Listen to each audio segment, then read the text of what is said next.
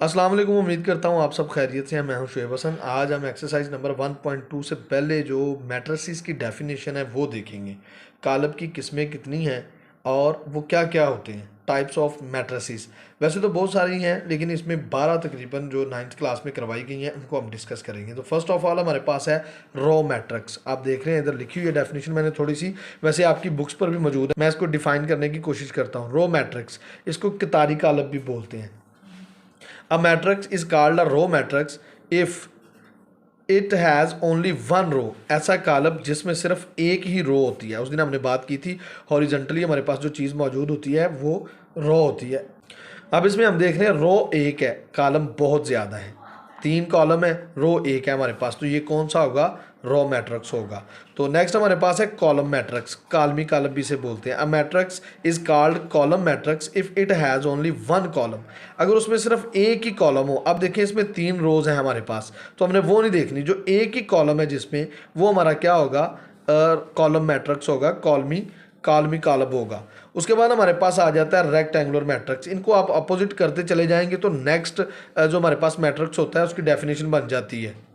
Third one है हमारे पास rectangular matrix. If the number of rows of M, यानी कि अगर कोई हमारे पास एम मैट्रिक्स है और उसमें number of rows is not equal to the number of columns, उसके कॉलम के नंबर के बराबर ना हो, तो वो क्या कहलाता है? हमारे पास रेक्टेंगुलर मैट्रिक्स कहलाता है। अब देखें इसमें हम अगर रोज को देखते हैं तो कितनी है? 3। और अगर कॉलम को देखते हैं तो वो कितने हैं? 2। तो इसमें नंबर ऑफ रोज और नंबर ऑफ कॉलम्स इक्वल नहीं है, इसलिए वजह से ये कहलाता है रेक्टेंगुलर मैट्रिक्स। इसमें हम देखेंगे हमारे पास 2 रोज हैं और कॉलम कितने हैं?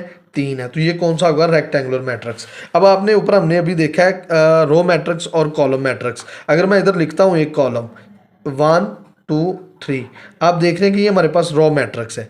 ये रॉ मैट्रिक्स भी है और ये रेक्टेंगुलर मैट्रिक्स भी है, क्योंकि इसमें नंबर ऑफ रोज इक्वल नहीं है नंबर ऑफ कॉलम के। तो हम इस तरह से भी इसको देख सकते हैं। अगर मैं इधर कॉलम मैट्रिक्स लिखता हूँ, इस इधर मैं लिख लेता हूँ, मैं उम्मीद करता हूँ आपको नजर आ रहा है। ये मैं लिखता हूँ कॉलम मैट्रिक्स 3 1 कोई भी। आप देखिए ये कॉलम मैट्रिक्स तो है, इसके साथ साथ ये हमारे पास रेक्टेंगुलर मैट्रिक्स भी है, क्योंकि इसमें कॉलम एक है और रोज कितनी है? 3 है। तो इसके नंबर ऑफ रोज इक्वल नहीं है नंबर ऑफ कॉलम के, तो इस वजह से ये रेक्टेंगुलर मैट्रिक्स भी कहलाता है और ये कॉलम मैट्रिक्स भी है। नेक्स्ट हमारे पास आ जाता है स्क्वायर मैट्रिक्स। ये रेक्टेंगुलर की डेफिनेशन को आप थोड़ा सा चेंज करते हैं तो ये हमारे पास क्या बन जाता है? स्क्वायर मैट्रिक्स बन जाता है। जैसे ये देखें, इसमें रोज कितनी है? 2 और कॉलम कितने हैं? 2। तो ये क्या है? स्क्वायर मैट्रिक्स है। इसमें रोज कितनी है? 3 और इसमें कॉलम कितने हैं? 3। Number of rows are equal to number of columns, इस वजह से ये क्या कहलाता है? हमारे पास स्क्वायर मैट्रिक्स कहलाता है। अब एक और मैं इधर आपको एक मैट्रिक्स दिखाना चाहूँगा। अगर मैं इधर लिख लेता हूँ सिर्फ 3, ये मेरे पास मैट्रिक्स बन गया। तो अगर मैं देखूं तो ये हमारे पास एक ही रो है, इसमें ये रो मैट्रिक्स भी है। अगर मैं देखूं इसमें एक ही कॉलम है तो ये कॉलम मैट्रिक्स भी है। अगर मैं देखूं तो ये स्क्वायर मैट्रिक्स भी है, क्योंकि इसके नंबर ऑफ रोज इक्वल है नंबर ऑफ कॉलम के। एक कॉलम है, एक रो है और एक ही कॉलम है। नंबर 5 पे हमारे पास मैट्रिक्स है नल और जीरो मैट्रिक्स। इसे सिफरी कॉलम भी कहते हैं। Each of entries are zero, इसके तमाम अरकान जो होते हैं वो जीरो होते हैं। अब देखें ये जीरो के साथ साथ अगर हम इनको डिफाइन करें तो ये हमारे पास रेक्टेंगुलर भी आ सकता है, क्योंकि इसके जो है वो कॉलम 2 हैं और रोज 3 है। लेकिन अब इस सिर्फ हमने सिफरी कॉलम की तारीफ बतानी है, नल मैट्रिक्स की बतानी है, तो फिर हम उसी को मद्देनजर रखेंगे। वैसे ये मैंने बताया आपकी इन्फॉर्मेशन के लिए। अब ये देखें इसमें 2 रो हैं और 2 कॉलम है। ये कौन सा है? स्क्वायर मैट्रिक्स भी है, लेकिन चूंकि तमाम एंट्रीज जीरो हैं इस वजह से ये नल और जीरो मैट्रिक्स कहलाएगा। ये देखें ये कितारी कॉलम भी है, लेकिन इसकी तमाम एंट्रीज जीरो हैं, इस वजह से इसे हम नल या जीरो मैट्रिक्स कहेंगे। नेक्स्ट हमारे पास आ जाता है transpose of a matrix. Changing the rows into columns और columns into rows of a matrix is called transpose of the matrix. मतलब ये देखिए मेरे पास ए मैट्रिक्स लिखा हुआ है, तो मैं इसका जब ट्रांसपोज मालूम करूंगा तो उसको ए टी से ज़ाहिर करते हैं। तो वो क्या हो जाएगा मेरे पास? आप देखिएगा ये रो है, इसको मैं चेंज कर दूंगा कॉलम में। फिर ये रो है मेरे पास, इसको मैं चेंज कर दूंगा कॉलम में। फिर ये रो है मेरे पास, इसको मैं चेंज कर दूंगा कॉलम में। तो ये मेरे पास क्या हो जाएगा? ए का ट्रांसपोज हो जाएगा। अगर मैं इधर एक और लिख लेता हूँ बी का ट्रांसपोज लेना है हमने 1 2 3 1 2 3, तो ये क्या आ जाएगा? B T is equal to, ये रो है, मैं इसको कॉलम में चेंज कर दूंगा तो ये इसका क्या बन जाएगा?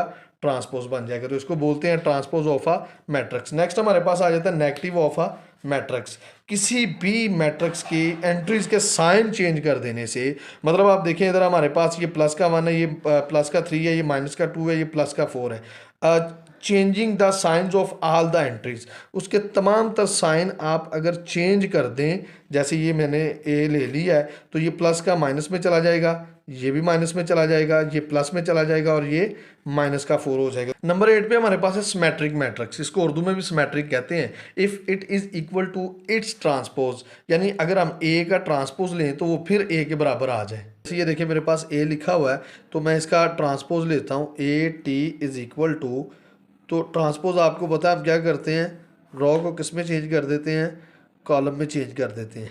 1 2 3 इधर आ जाएगा, ये वाली रॉ को मैं कॉलम बना दूंगा, 2 -1 4, और ये 3 वाला का जब मैं चेंज करूंगा तो ये क्या आ जाएगा, 3 4 0। अब देखिए मैंने ट्रांसपोज लिया है ए का तो उसमें कोई तब्दीली नहीं आई, तमाम एंट्रीज सेम की सेम है, किसी तब्दीली के बगैर ये एज इट इज़ जो है वो ए मैट्रिक्स आ गया हमारे पास, तो उसको हम क्या कहते हैं, सिमेट्रिक मैट्रिक्स। नेक्स्ट हमारे पास है skew symmetric matrix. Skew symmetric matrix उसको कहते हैं if A transpose is equal to minus A, यानी अगर हम ए मैट्रिक्स का ट्रांसपोज लें तो वो कॉलम के मनफी के बराबर आ जाए, माइनस के बराबर आ जाए। ये देखिए मैं इसका पहले ए का ट्रांसपोज लेके आपको दिखाता हूँ मैं, ये क्या हो जाएगा 0 2 3, और ये वाली रो क्या हो जाएगी -2 0 1, और ये वाली क्या हो जाएगी -3 -1 0। अब देखिए ये ए मैट्रिक्स है, मैं इधर लेता हूँ ए का नेगेटिव मनफी कॉलम, इसका 0 तो वैसे रहेगा, ये माइनस का प्लस में चला जाएगा, ये माइनस का 3 प्लस में 3 हो जाएगा, ये -2 हो जाएगा, ये 0 वैसे रहेगा, ये माइनस का +1 हो जाएगा, ये माइनस का 3 हो जाएगा, ये माइनस का 1 हो जाएगा, और ये 0 वैसे ही रहेगा। अब आप देखें जो मैंने ए का ट्रांसपोज लिया था वो ए के नेगेटिव के बिल्कुल बराबर है, सेम एंट्रीज जो ए ट्रांसपोज में पाई जाती हैं वही माइनस ए में पाई जाती हैं, तो उसको हम क्या बोलते हैं, स्क्यू सिमेट्रिक मैट्रिक्स। नेक्स्ट हमारे पास नंबर 10 पे है डायगोनल मैट्रिक्स। डायगोनल मैट्रिक्स वो होता है if at least any one of the entries of its diagonal is not zero, कि मतलब उसके डायगोनल्स में कम अज कम एक एंट्री जो है वो जीरो ना हो, and non diagonal entries are zero, और जितनी भी नॉन डायगोनल एंट्रीज हैं वो सारी की सारी क्या हो, जीरो हो हमारे पास।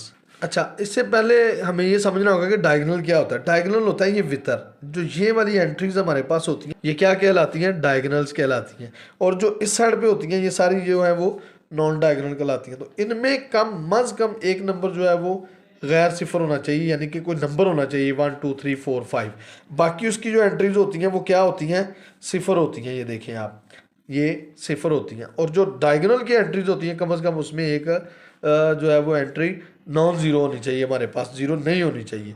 तो नेक्स्ट हमारे पास आ जाता है scalar matrix. Scalar matrix if all the diagonal entries are same, diagonals entries उसके वितर के अरकान बराबर हों, अगर के है तो 3 3 3, या अगर आप कोई सी मैट्रिक्स लेते हैं तो वो क्या आ जाएगा हमारे पास, आप ले लें 5 5 0 0, नॉन डायगोनल ज़ीरो हो और डायगोनल वाली क्या हो हमारे पास, एंट्रीज सेम हो।